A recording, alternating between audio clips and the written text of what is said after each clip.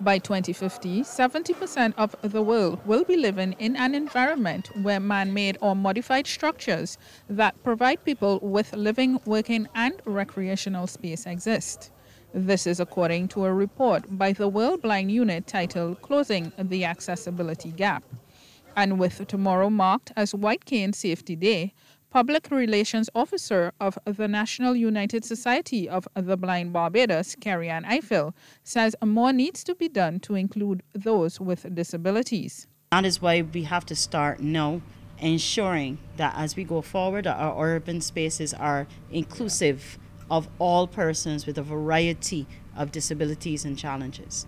As we try to move into our own homes, we need to be able to find accessible pedestrian areas, accessible bus stops, places that are safe for us to congregate. And that is why we're highlighting this and highlighting that we are independent people.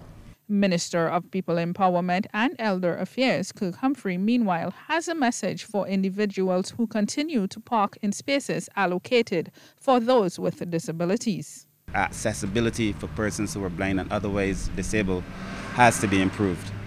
Therefore, we have to retrofit some buildings. We have to look at a number of the roads and in relation to how the roads are built. I know there's a policy change now that should soon be done in the regulations to move the fee from $500 to $5,000 as the punishment for parking in the spots for persons with disabilities. We have to enforce that, but a lot of the things that need changing don't require law. It just requires that people treat other people like human beings. Disabilities advocate Edmund Hinkson is urging Barbadians to see members of the community as people with the same needs.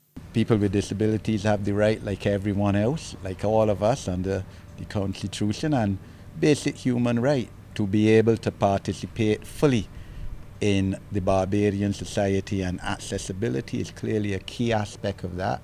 Accessibility to both man-made environment, buildings, as Minister Humphrey said, as well as the natural environment, because they're entitled to be able to fulfill their potential.